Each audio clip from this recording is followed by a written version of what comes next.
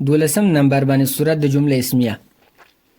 عادت چې په دې کې به مبتدا مرکب اضافي وي او خبر به مرکب توصیفي وي.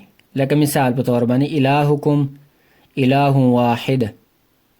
د الهکم دا مبتدا دی، اله واحد د لپاره خبر دی.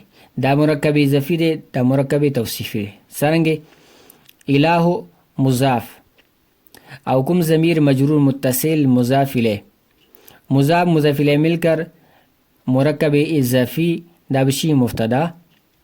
او اله واحد کی اله موصوف تی، واحد صيغه صفت مشبہ واحد مذکر. پدې کې هوا ضمیر مستتر عدد فر فاعل له. صفت مشبہ چې خپل فاعل سره ملاو شي دا به شبه جمله صفت شي، شبه جمله هوکر دا به صفت شي الهون د پاره.